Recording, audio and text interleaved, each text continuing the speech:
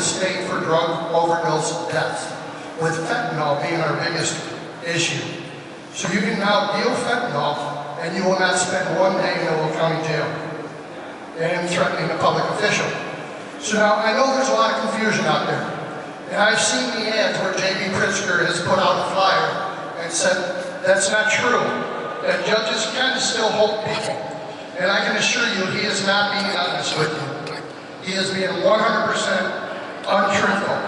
The way the law is written is the way the law is written. It was a 700-page bill that they dropped on the House floor at 4 o'clock in the morning, and our legislators voted on it an hour later. I have personally talked to some of these legislators who had told me, we really didn't know what was in the bill, we just went ahead and signed it. And others that are out there, even the people who are dealing drugs, we put them on an ankle bracelet, and we send them home. But guess what? They don't have to monitor that. They can be off their ankle bracelet for 48 hours before probation can even contact us to tell us they're in violation of the law. And guess what happens if they come home for an hour? It starts over. Folks, this Safety Act bill, do not believe what you're seeing on TV. It is a horrific bill. I am telling you as a PhD, I am telling you as a 20-year law enforcement, if we allow this bill to go through January 1st, I can no longer protect you. Thank you.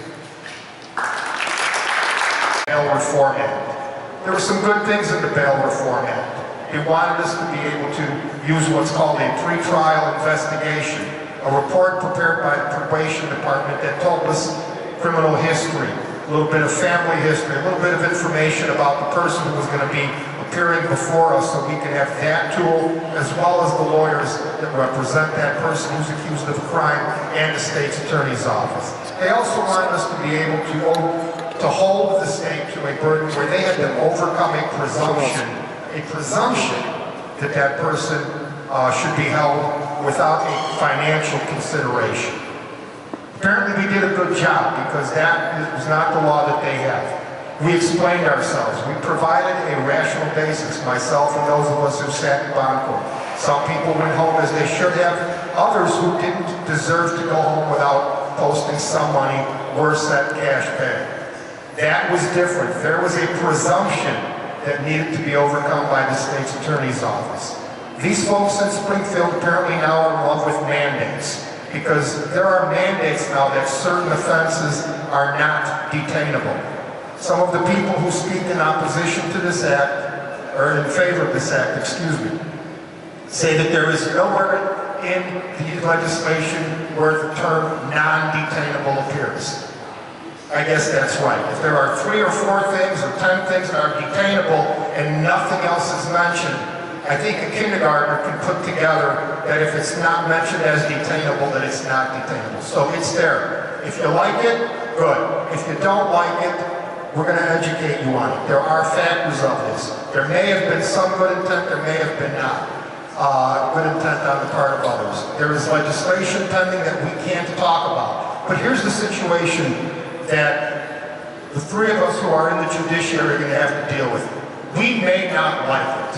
We may like it, and that goes for any law. Our oath, the oath everybody on this stage is going to take, is not an oath to the law, it's not an oath to the legislature, it's not an oath to the governor. It is an oath to uphold the Constitution of both the state of Illinois and the United States of America. And that is the oath, and that is the standard by which we will judge everything that comes before us. It is the Constitution that is controlling. Laws control only if they are determined to be constitutional. That is one of many allegations affecting the Safety Act. There are several bases upon which the constitutionality is being challenged, and that is the oath that we will take, and that is the basis by which we will determine whether this law stands or doesn't stand, not whether we think it's smart or stupid. Thank you. Art Smigelski for Circuit Court Judge. Safety Act, you hear all this stuff, Sheriff Jim Riley talked about it, but I just want everyone to understand what happens now and then what's going to happen January 1st, because it helps put it in perspective.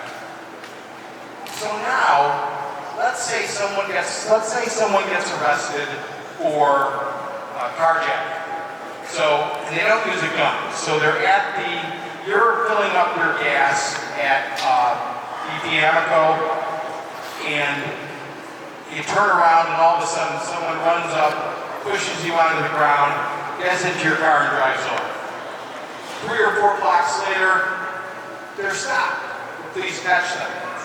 Because you're a neighbor, they're very good. Tell me about this person's criminal history. How many times has he been arrested? How many times has he been convicted? And what was he arrested for?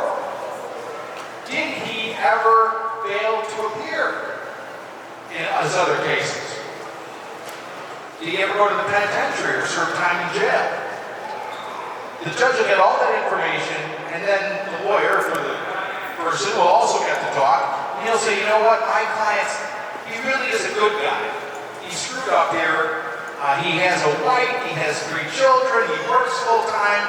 If he stays in jail pending, the case being resolved, he'll lose his job, he'll lose his house, so his car payment. So please don't put him in jail. And the judge will say, you know what? You just told me he did this 2 other times, and he went to the penitentiary. I appreciate all his personal problems, but I'm going to set bond at $750,000, 10%. He's going to he can't post that. And I'm hoping he won't post that because I think he's a danger. He's going to stay in jail. So that's kind of what the system looks like now. And the defendant always has the right to file a speedy trial demand, which means that the trial will happen within 120 days. So that's always a right. Now, a lot of people said, and the Safety Act came out because people said, this is unfair, because rich people can post, poor people can't. That's not fair. And that is true. Rich people can post, poor people can't. But when the bonds are set really high for dangerous people, almost nobody can post. That's the reality. But because of the concerns, they decided we're going to eliminate cash bail. No one ever will be held because they can't post money. Now, nothing wrong with getting rid of cash bail, so long as you create a system where you can detain or keep people in custody while their case is pending if those people are really a danger to the community. Because everybody here is concerned and wants public safety, right? The problem, or the argument against the Safety Act is that basket of people that can be detained is not deep enough, not wide enough. So, and I'll end with this, as Sheriff Riley said, there's a lot of people who cannot be detained that normally would be detained. Arson, kidnapping, hate crime, burglary, dealing drugs. These people will never be detained again. Now, there's an exception. If you can prove they're a flight risk, you can detain them. But failure to appear no longer matters in past cases. You actually have to prove that they're planning to leave the jurisdiction, which is basically impossible to do unless they have a ticket to Buenos Aires in their pocket and they told their next door neighbor I'm leaving. So with that's the difference between the old law and the law that's going to start on January 1st. So I just wanted you to all understand that. And with that, I'll stop talking. Liam Brennan, running for the appellate court. Thank you. Somebody came in here as I was walking to this great event and he said, "You have my vote." And I replied, "You have my heart." The Indian people, the Indian culture.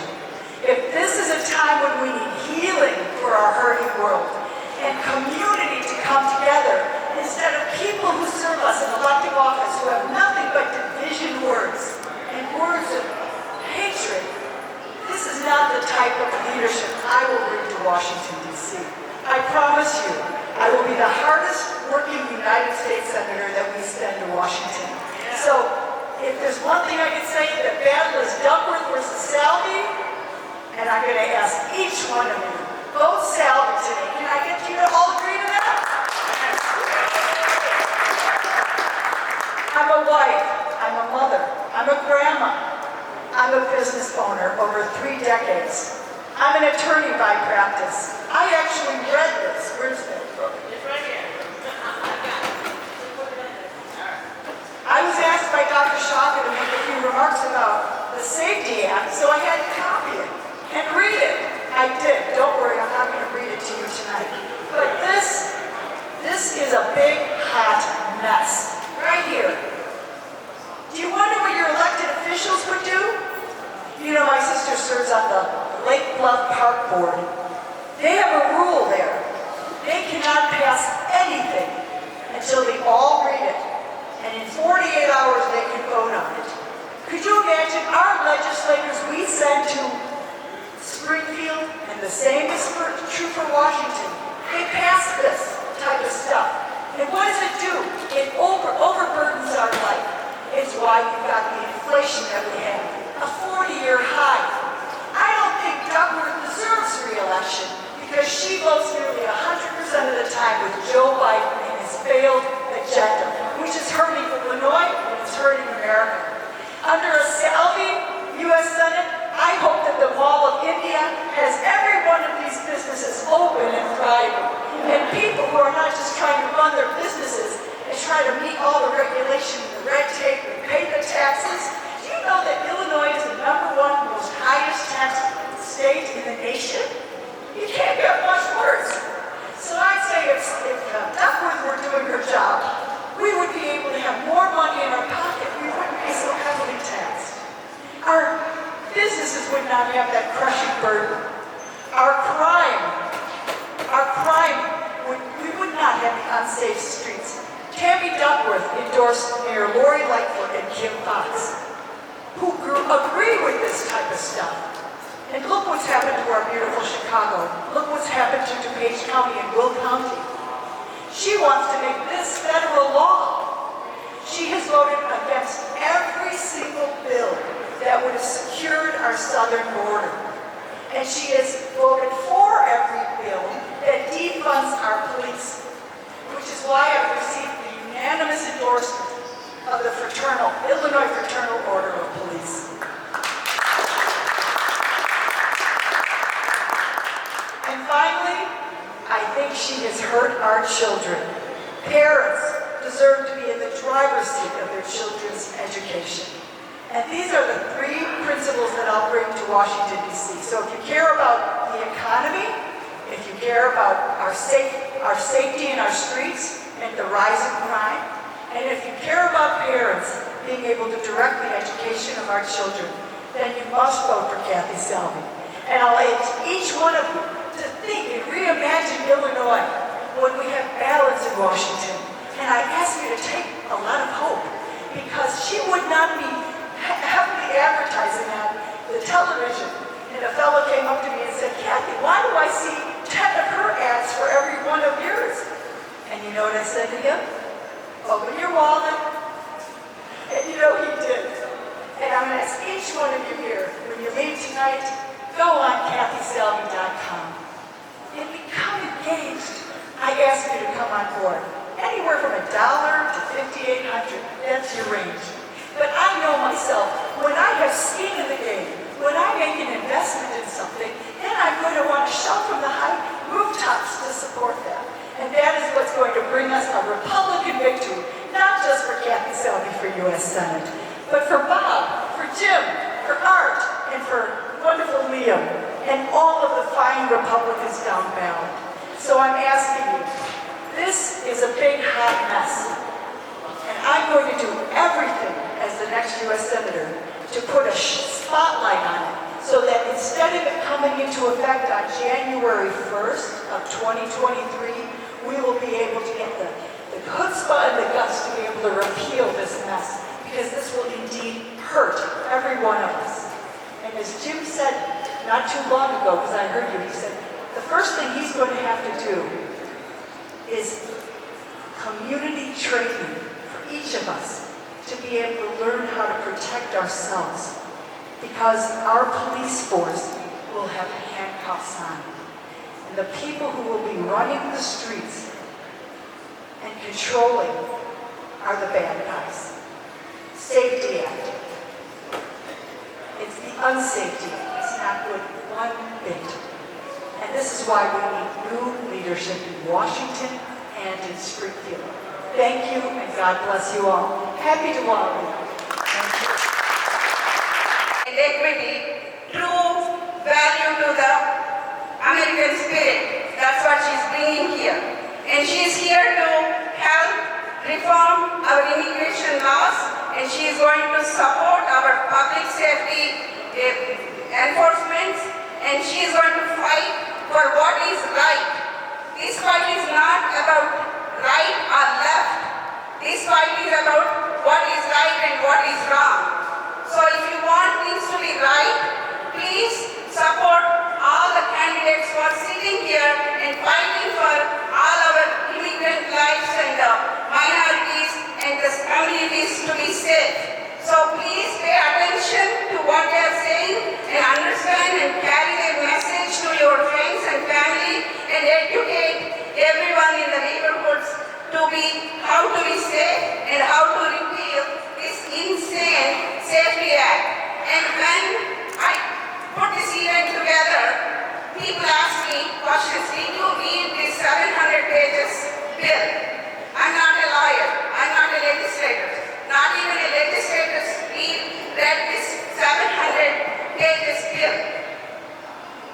So each and every expert is here, the law enforcement and judicial system and legislative system.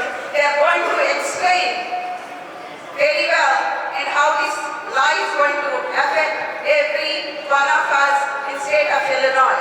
So please pay attention and take the value with you and share with your friends and families. And just try to understand this. Thank you. My name is Art Smigelski. I am an associate judge here in Will County, Illinois. I was appointed as an associate judge in 2015. It's one of the greatest honors of my life professionally. I want to tell you a little bit about the levels of the courts here in Illinois. At the top, we have the Supreme Court. While he's not here today, we do have a Republican candidate running for the Supreme Court, Justice Michael Burke. He's a great man. We need to get him elected to that office. It'll be the first time that we have a Supreme Court race since the year 2000 for most of this district. At the intermediate level, we have Justice Liam Brennan running for the appellate court. We need to get him in. Those of you who live in Will County last voted for an appellate court justice in 2005. The trial court level is where future Judge Bodak and I are running. I'm an associate judge. We're both running for circuit judge. There are 2 vacancies at the circuit court level that we're running for. Associate judges are a little different from circuit court judges. I was appointed by circuit judges. Circuit judges are elected by you, the citizens of Will County.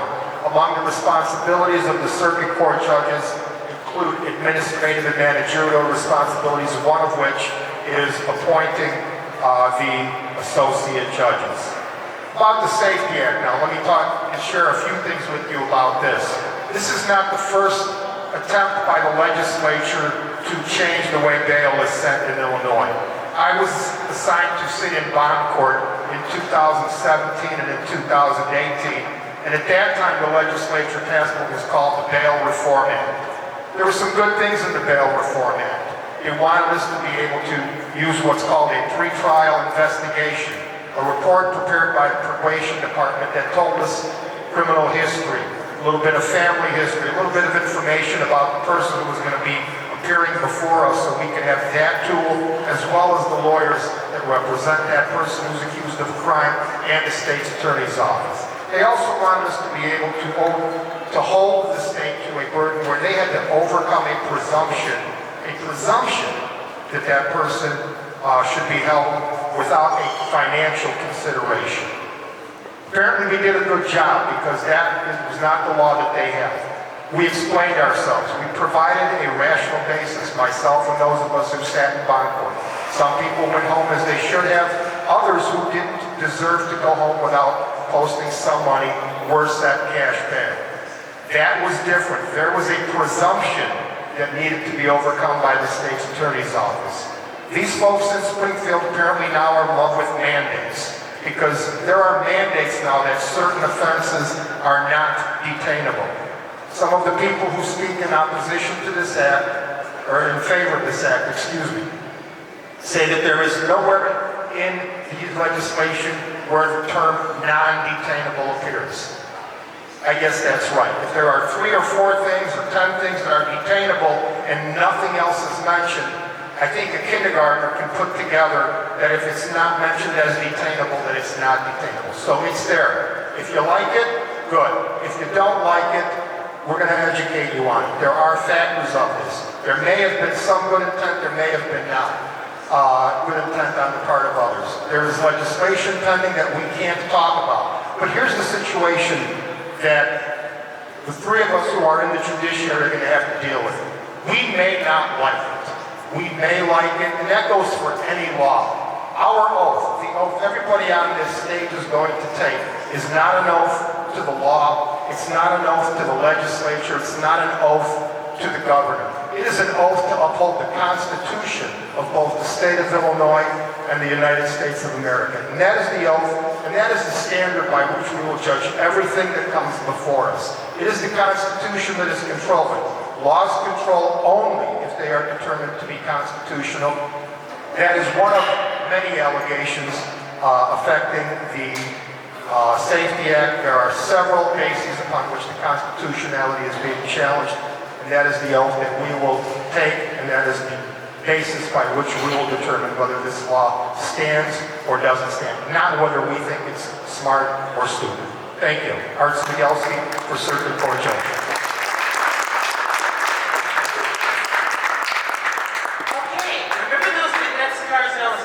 About earlier, who did it? Who did an index card? Who wrote one out? Who wrote an index card out with a question?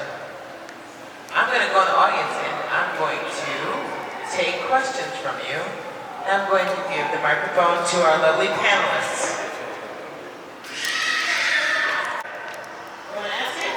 Okay, here we go. Close your mouth. Thank you all for joining us on the Diwali celebration. Okay, nobody can read. You guys talk loud. Can you hear me? Okay. So of late we are experiencing a lot of targeted robbery for our community. So any precautions or how can you all help us or what is being done to, because there seems to be some very targeted robbery in the homes of certain community. Yeah, I'll answer that for you. You're exactly right. We're seeing a major increase in violent crimes. That's throughout northern Illinois. And that is definitely a result of empowering criminals and undermining law enforcement. And we all know what's happening right now in Chicago. I don't know about you, but for the last 2 years, I won't take my family to Chicago anymore. It's out of control. And you're seeing that come to our suburbs. DuPage County, you got a great sheriff here. Jimmy Mendricks does a great job, very proactive. Unfortunately, in Will County right now, our sheriff supports the Safety Act bill. So I'm in the office of the sheriff right now. I work in the streets, and I can tell you, we are not proactive at all. We are doing absolutely zero to the reduce the criminal behaviors that you're seeing come into our suburbs. So I'm not a man without solutions, all right? There's a thing called, and this is what I will implement. It's very simple. It's criminal intelligence-led policing.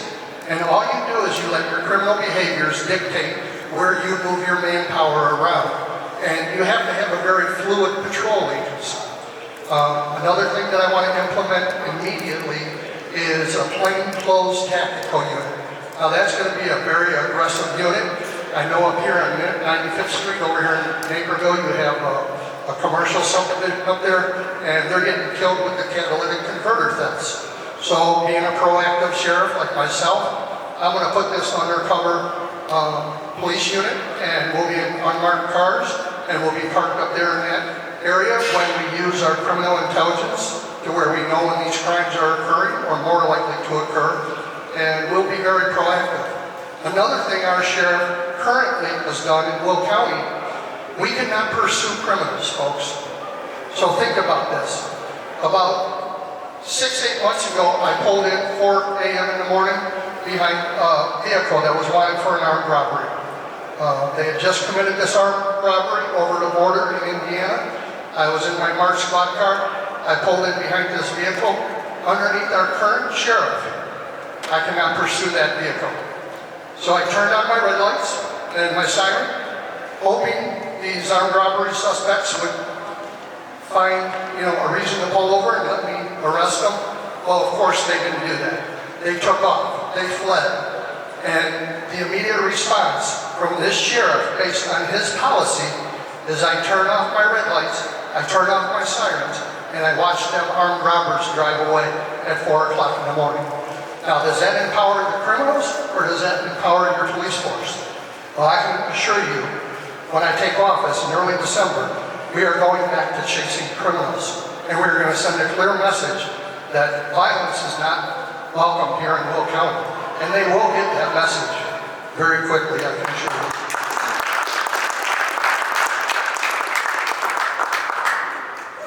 Hate crime statute. So if you can prove that the crime was in part motivated by hatred or a desire to harass a particular member of, in this case, say the Indian community, that's a felony. Something that might be a misdemeanor otherwise becomes a felony.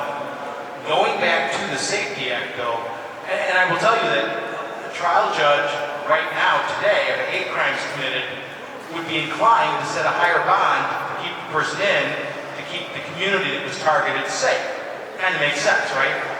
But starting January 1st with the Safety Act, hate crime is not an offense where you can detain. The person has to be released. So, in answer to your question, that's something to think about when you reflect on whether the Safety Act makes sense. I'd like Krishna to come and speak a few words. Thank you, Vashti, and thank you all for taking out time from very busy Diwali schedule and being here today. This is a very, very important topic. We all have been working very hard from last many months to really deal with it. So, in a nutshell, we all are either first generation or second generation immigrants here from India, and one of the biggest reasons, one of the biggest charm for coming to the United States other than work was safety. It has been safety. How safe, the kind of safe and secure environment that we get here in the United States, that has been the key thing. This Safety Act is unbelievable. I mean, this is taking away all that safety net. Honestly, think about someone coming in your home and you can't do anything, police cannot do anything about it. Someone coming to your shop, you cannot do anything, the police cannot do anything about it. Or they come and camp in your yard. I mean, police will come and cite them, but what else? So what will we do? We need to elect right people. We need to have these people who have given, running for election is not easy. It takes a lot to run for elections. You have supported me, I have run for positions. Believe me, it is a big commitment. Not they have to do it, they're doing it for the love of the country, love of the law and land. We all have to support them so they can win and they can defend all these things what we are here for. So we need to definitely, November 8th is coming, Vashti is here too. And so we need to support these candidates, come out and vote. And not only that, the Safety Act spread, you are leaders in your respective areas. Go out, tell people think it's political. It's not political, it's safety, it's us, it's our children. Please go out and do that. We need to fight this battle. We need to get right people to win. Forget about Democrat, Republican, somehow that whole mindset people have that we are Democrats or look for what is right, what do we want, and do that. So please go out and vote. Early voting is going on. Voting days, don't stay back. This is the time we have to come out and vote and make these wonderful people. Why then? They think, but they're traveled so much to come here. They're spending the whole evening with you. Why? Because they care. So we need to care now and we need to do this. Thank you, Asmi, for organizing this. And we look forward for everyone support. Ask your friends, ask your families to come out and vote, please. Thank you. Before I introduce our Councilman Paul Leon, I would like to invite my running mate, Julie Barkovich, to come and come. Julie has been my friend before she became the county board member. We go way back, and our grassroots efforts, they are showing its results right now. She's one of the very hardest working committee women and Republican leader I have seen in my entire political career. So we are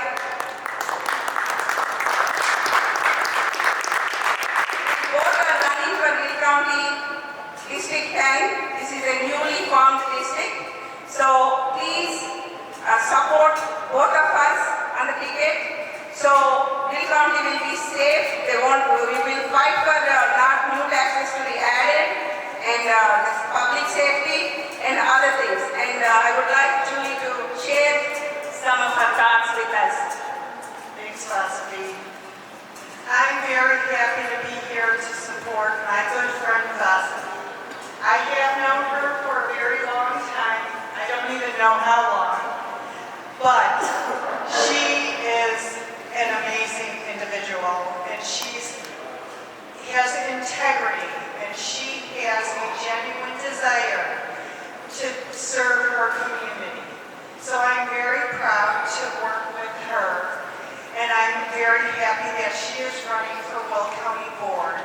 And I'm looking forward in November from state level, from governor on down, that we will have elected officials who will serve every person who calls Illinois home. And that's what that's our desire. Everyone here who's come out, our judges, Kathy, Jim, who came out here to take time from their busy days because they care about us. Let's take it to the finish line. Let's get all of us elected, including Paul there, and let's get it done. And let's make Illinois a place where we can have dreams again, and we can have strong families, and we can practice our faith without persecution. So, thank you so much.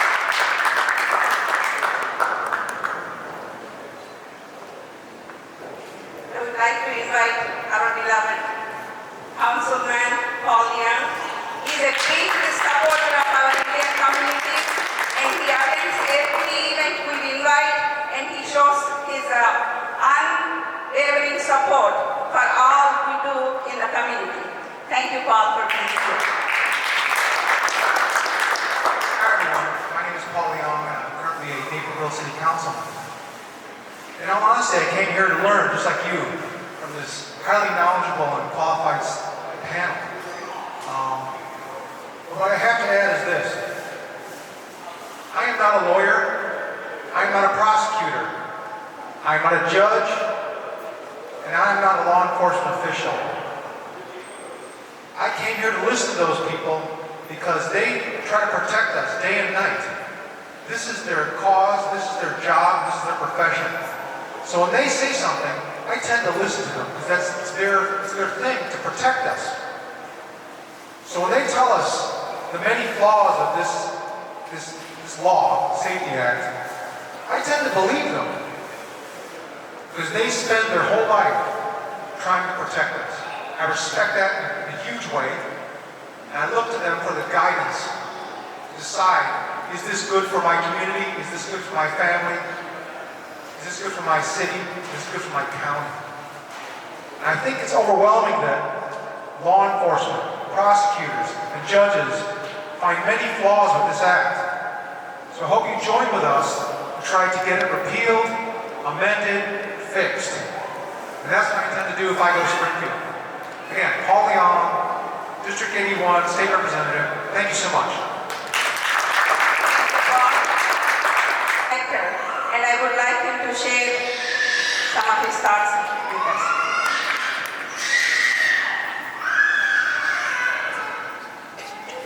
Thank you, Vasili. You're my sister from another mother. Good evening, everybody.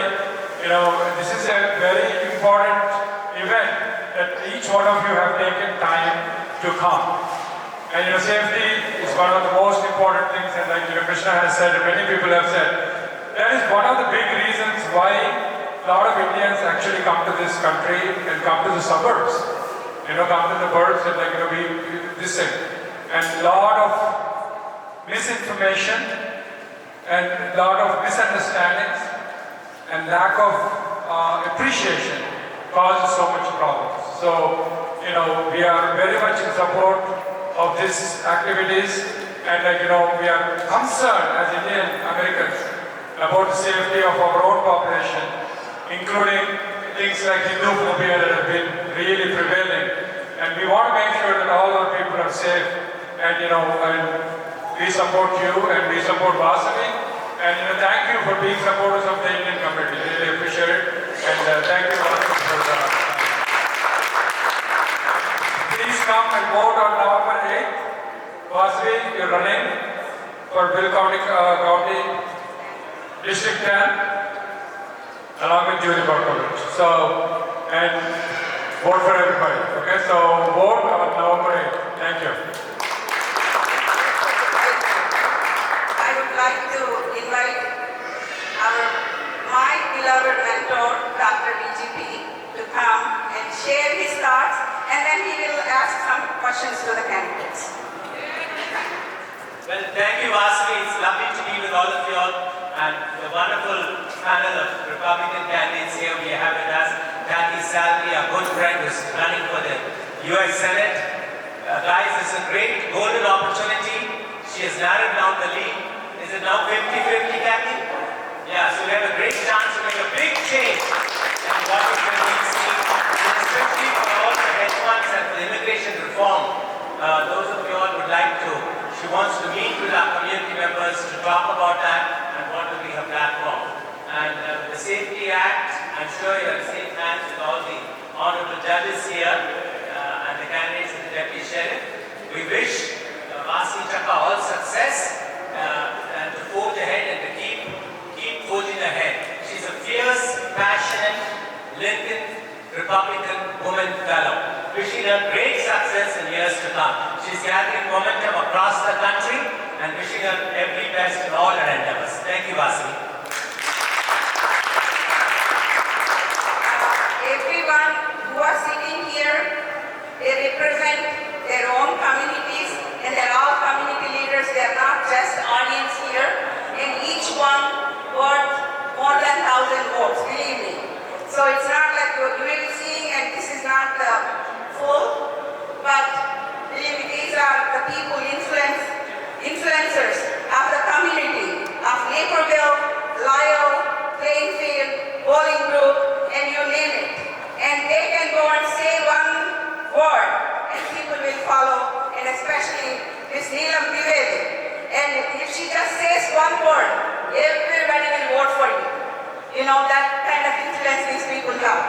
The Srinivas Ratnamalu just left, and Srini Rajpali also there, and there is Ashok Lakshmanan, and Sharad Garu, and every one of Kathy Thorat, and Anika, Neepa, all of you, and Vanita Gupani, and my beautiful sisters Lopa, and Kit Kat, and Archana, Ritika, and all these people, and Nirmala. These are fierce leaders who will bring your ticket to the full, and then they will stamp everything from bottom to the top to the bottom.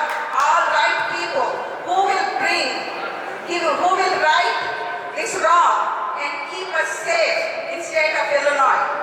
And I forgot to mention Sita, Bala. These are all my sisters here who worked hand in hand with me for the betterment of the community. And I want to thank my husband before I hand over my to Raquel. And without him, I can't be here. So, if I forget anybody's name, Sita, you're here. And these are all just came to show you their support to you. Their support to you. They are, because I invited them, so they believe in you candidates, each one of, every one of you. So they will support you. And your message will be carried intact to their communities, and they will vote for you. Mr. Rakesh Malhotra, all the way from Chicago, and just to hear all of you and carry your message to his support, all his friends and family. I would like to invite Rakesh to come and say two words. All the best to all of you. The most important thing when we start is peace of mind. Because when we have the peace of mind, then comes the prosperity. So sometimes it is,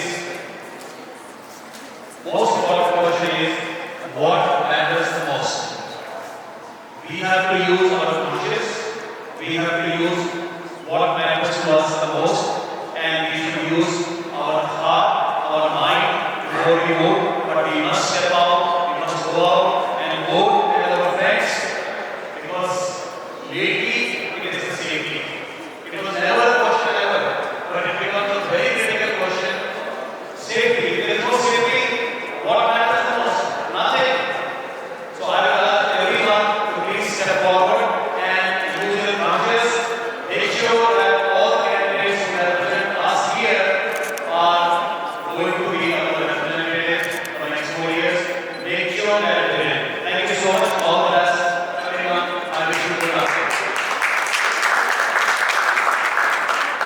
Let's see. I gotta take my glasses off. I can't read with my glasses on.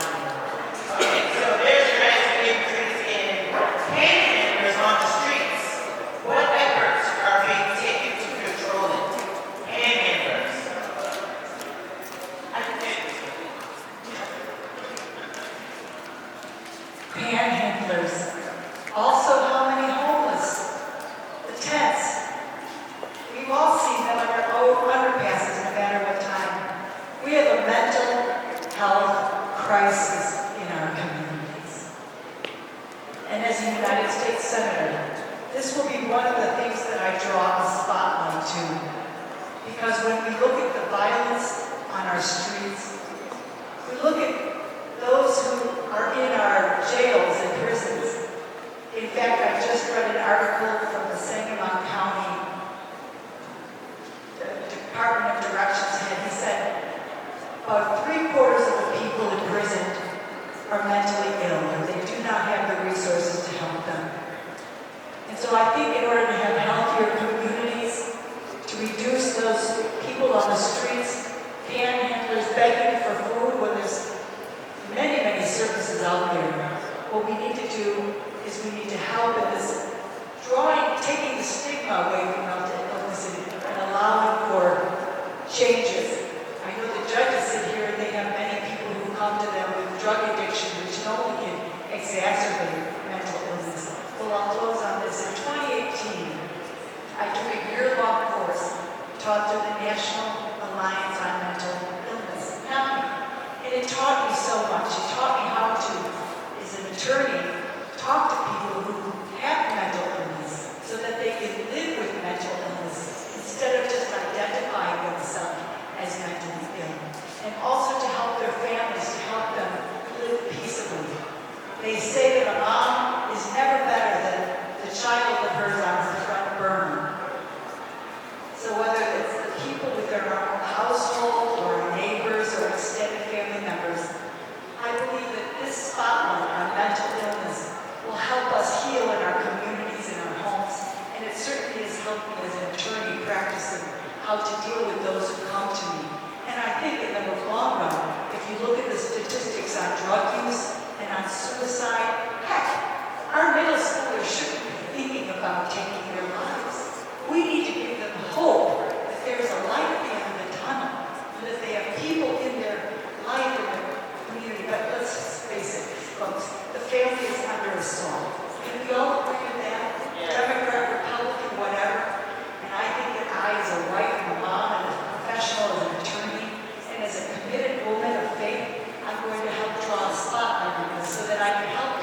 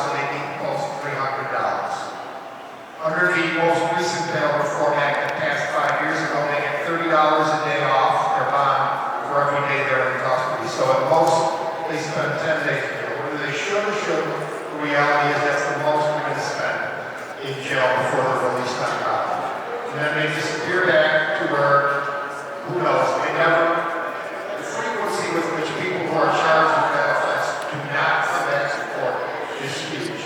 So I don't know what the ultimate answer is, but even when they're charged, they get in the system, they get their $30 a day off of their bottom, they go back out to the street, and then oftentimes they don't come back to court. So they move from your neighborhood to somebody else's, somebody else may come from a different neighborhood than yours.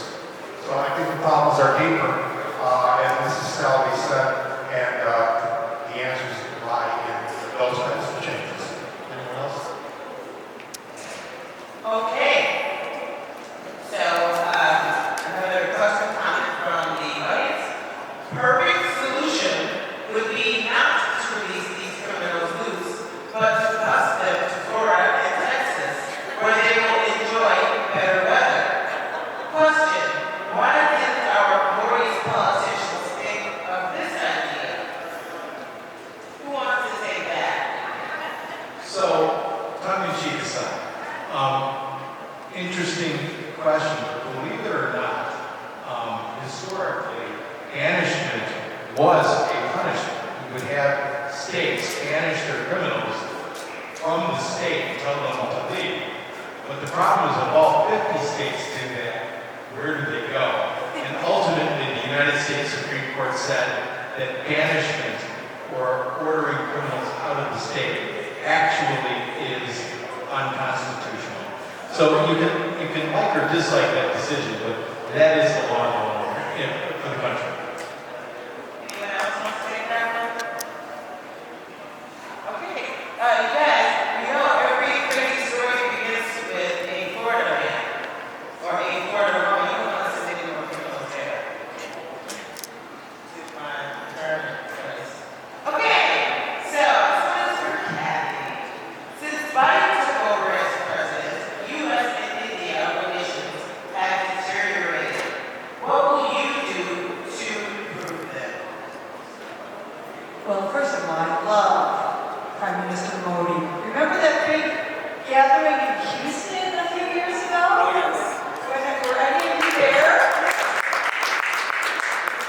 Well, he's a leader for our times.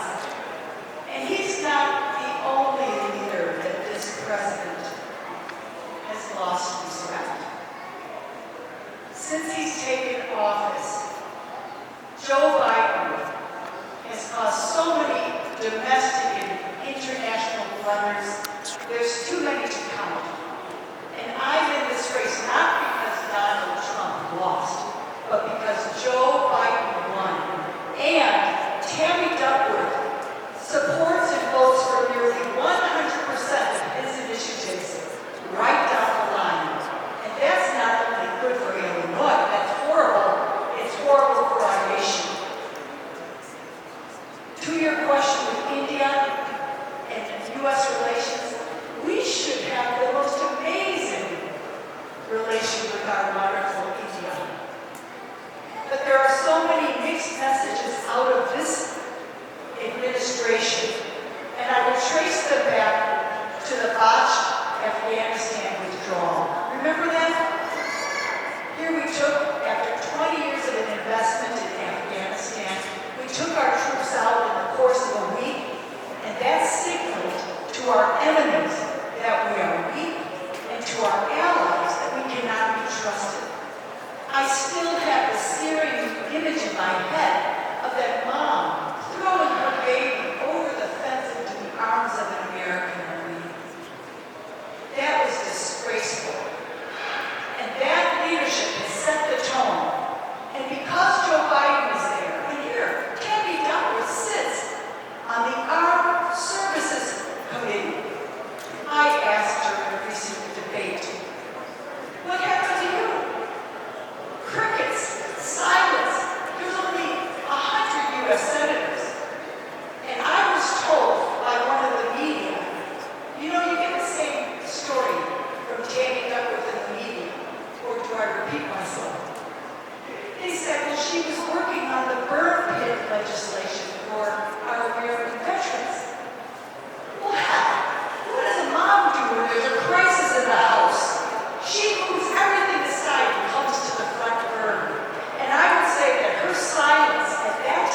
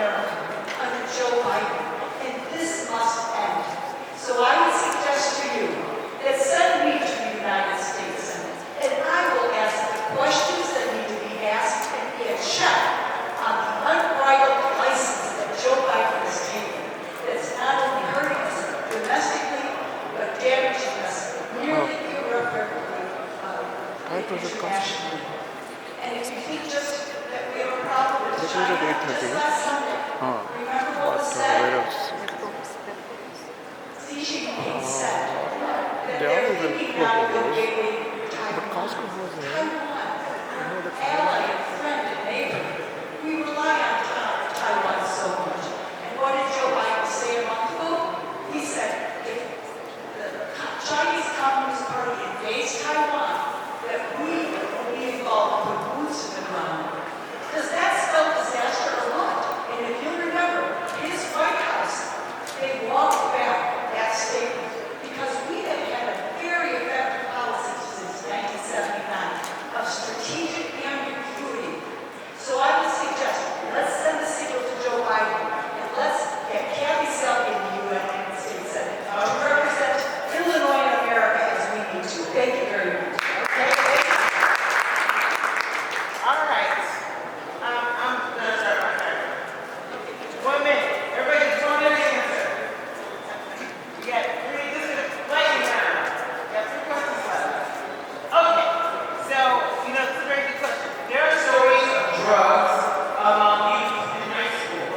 How do we protect our youngsters? How do we keep them safe? Go ahead.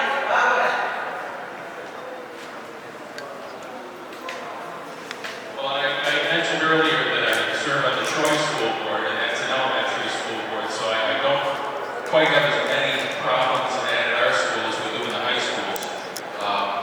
But it's certainly a question of education and participation in the local police forces. I know a lot of the judges participate in seminars at the schools to educate about the negative impacts of drugs, drug use, the possible lifestyle ramifications that may come from this, to educate people and let them know that the path they're going down is an inappropriate one, and it leads to power from the family. So in terms of the amount of drugs in schools, I would say as we start from a young age to educate people so that they know before they have that first glimpse of it, and it's that apple in the orchard, before that forbidden fruit is presented to them, that they understand how dangerous these things are, especially when they're presented now with the fentanyl and how deadly that is here in Illinois and how rampant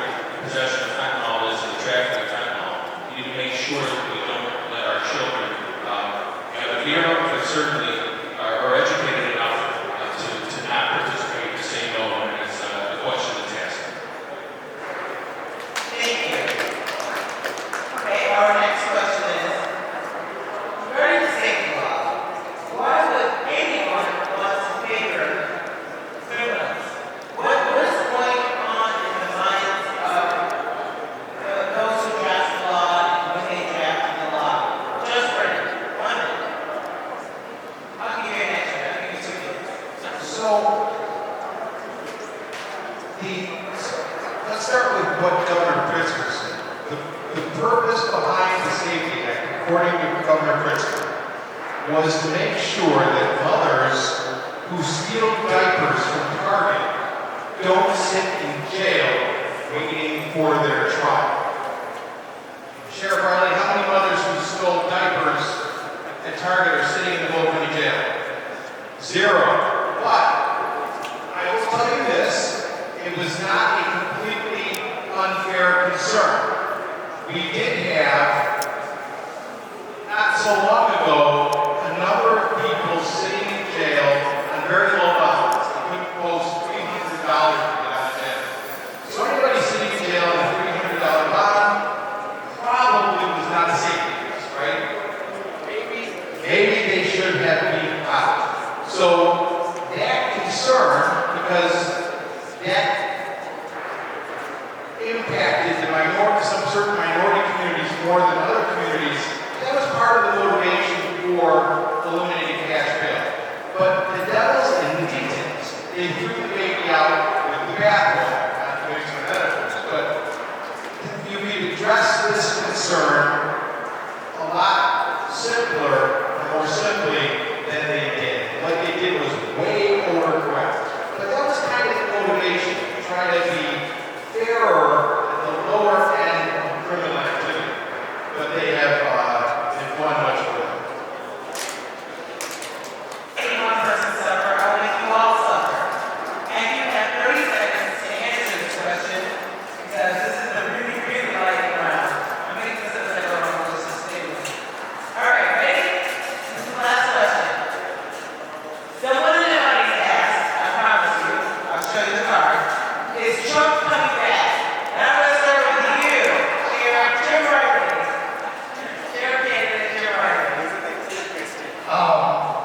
No. He's probably not, to be honest with you. But having said that, if President Trump is our nominee in 2024, and he's across the aisle from Joe Biden, I will vote for President Trump every time. Okay, I would say President Trump deals issues very well. I'm so focused on November 22, I'll be supporting whoever the nominee is in 2024. But I want to also, with the ring 30 seconds, recognize Jerry Bush. He has done a great job here. Stand up, everybody. Jerry Bush. If you need anything, you can bring it to Will and call Jerry. And I also have Katie Justek here standing up for me. She's all things Sally and my son, Albert, the youngest of our six. Thank you so much, all. Thank you, Doctor. I love Kathy Salvi. Only she can try to take over my show and still make me smile. I love her. Okay, Treasury Keith. Did he leave? I know he's not in the White House, but I don't think he ever left. He's just as vocal as he was. He's expressing himself just as much as he ever did. So I don't think he ever left. I think he's still there, and I think he's still a factor.